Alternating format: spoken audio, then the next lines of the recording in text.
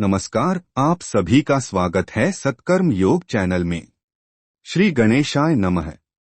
आज मैं सुनाऊंगा गणेश चतुर्थी की पौराणिक और प्रचलित कथा, जो स्वयं भगवान कृष्ण ने युधिष्ठिर को बताई थी।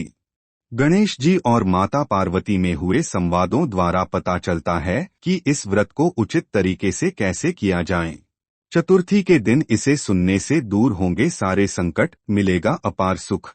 तो सबसे पहले कमेंट बॉक्स में जय गजानन लिख दें। मित्रों, गणेश चतुर्थी व्रत करने से घर परिवार में आ रही विपदाएं दूर होती हैं। कई दिनों से रुके मांगलिक कार्य संपन्न होते हैं। भगवान श्री गणेश असीम सुखों की प्राप्ति कराते हैं। इस चतुर्थी के दिन भगवान श्री गणेश की पूजा के दौरान गणेश चतुर्थी की कथा पढ़ना अथवा सुनना जरूरी होता है। कहते हैं, कथा सुने बगैर कोई व्रत पूरा नहीं होता। इसे सुनना बहुत ही लाभकारी होता है। तो प्रस्तुत है भाद्रपद कृष्ण गणेश चतुर्थी व्रत की महिमा और पौराणिक कथा।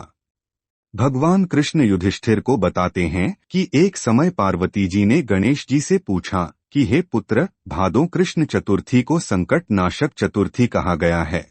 अतः उस दिन का व्रत किस प्रकार किया जाता है, मुझे समझाकर बतलाएं। गणेश जी ने कहा, हे माता, भादों कृष्ण चतुर्थी सब संकटों की नाशक, विविध फलदायक और संपूर्ण सिद्धियों को देने वाली है। पूर्व वर्णित विधि से ही पूजा करनी चाहिए।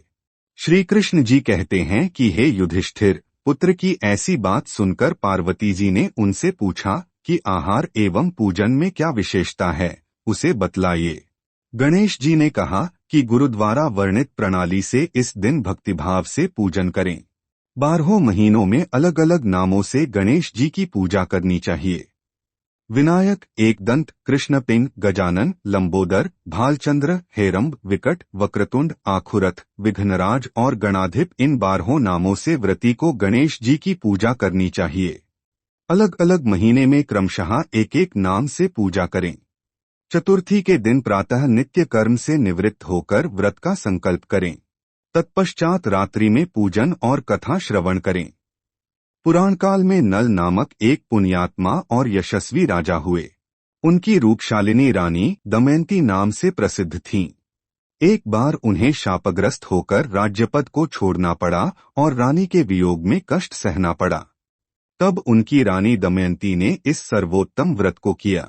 पार्वती जी ने पूछा कि हे पुत्र, दमयंती ने किस विधि से इस व्रत को किया और किस प्रकार व्रत के प्रभाव से 7 महीने के अंदर ही उन्हें अपने पति से मिलने का संयोग प्राप्त हुआ। इन सब बातों को आप बतलाइए। श्री कृष्ण ने कहा कि हे युधिष्ठिर, पार्वती जी के ऐसे पूछने पर बुद्धि के भंडार गणेश जी ने जैसा उत्तर दिया उसे मैं बतला रहा हूँ, आप सुनिए। श्री गणेश जी कहते हैं कि हे माता, राजा नल को बड़ी बड़ी आपदाओं का सामना करना पड़ा। हाथी खाने से हाथी और घुड़साल से घोड़ों का अपहरण हो गया। डाकुओं ने राजकोष लूट लिया और अग्नि की ज्वालाओं में घिरकर उनकी संपत्ति भस्मसात हो गई। राज्य को नष्ट करने वाले मंत्री लोगों ने भी साथ छोड़ दिया। राजा जुए में सर्वस्व गवा बैठे। उनकी राजधानी भी उनके हाथ से निकल गई। सभी ओर से निराश और असहाय होकर राजा नल वन में चले गए। वन में रहते समय उन्हें दमयंती के साथ अनेक कष्ट झेलने पड़े। इतना होते हुए भी उनका रानी से वियोग हो गया। तत्पश्चात राजा किसी नगर में अश्वपाल का काम करने लगे। रानी किसी दूसरे नगर में रहने लगी तथा राजकुमार भी अन्यत्र नौकरी करने लगा। जो किसी समय राजा रानी, राजपुत्र कहे जाते थे, वे ही अब भिक्षा मांगने लगे। तरह तरह के रोगों से पीड़ित होकर एक दूसरे से विलग होकर कर्म फल को भोगते हुए दिन बिताने लगे। एक समय की बात है, वन में भटकते हुए दमयंती ने महर्षि शरभंग के दर्शन किए। उसने उनके पैरों पर नतमस्तक होकर हाथ जोड़कर पूछा कि हे ऋषिराज, मेरा अपने पति से कब मिलन होगा? किस उपाय से मुझे हाथी घोड़ों से युक्त घनी आबादी वाली नगरी मिलेगी? मेरा भाग्य कब लौटेगा? हे मुनिवर, आप निश्चित रूप से बतलाइए। श्री गणेश जी कहते हैं कि दमयंती का ये उत्तम प्रश्न सुनकर शरभंग मुनि ने कहा कि हे दमयंती, मैं तुम्हारे कल्याण की बात बता रहा हूँ, सुनो। इस व्रत से घोर संकट का नाश होता है। ये सब कामनाएं पूर्ण करने वाला और अत्यंत शुभदायक है। भादो मास की कृष्ण चतुर्थी संकटनाशन कही गई है। इस प्रकार नरनारियों को एकदंत गजानन की पूजा करनी चाहिए। विधिपूर्वक व्रत और पूजन करने से ही हे रानी तुम्हारी संपूर्ण इच्छाएं पूरी होंगी। 7 महीने के अंदर ही तुम्हारा पति से मिलन होगा। ये बात मैं निश्चय पूर्वक कहता हूँ। गणेश जी कहते हैं कि शरभंग मुनि का ऐसा आदेश पाकर दमयंती ने भादों की संकटनाशिनी चतुर्थी व्रत प्रारंभ किया और तब से नियमित प्रतिमास गणेश जी का पूजन करने लगी।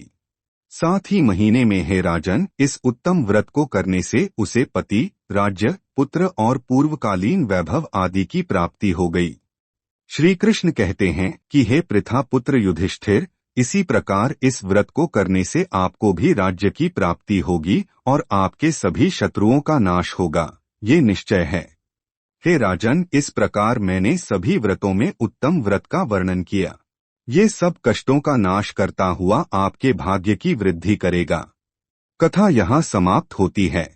बोलो गजानन भगवान की जय। जय गजानन, जय गजानन, जय गजानन। कमेंट्स में जय गजानन लिखना बिल्कुल ना भूलें। हमारे चैनल पर मिलेगी हर हिंदू व्रत त्योहार की सटीक शास्त्रोक्त जानकारी जो मैं आप तक लेकर आता रहूंगा। तो मेरी अगली वीडियो भी अवश्य देखें और कुछ नया आप जान पाएंगे। धन्यवाद।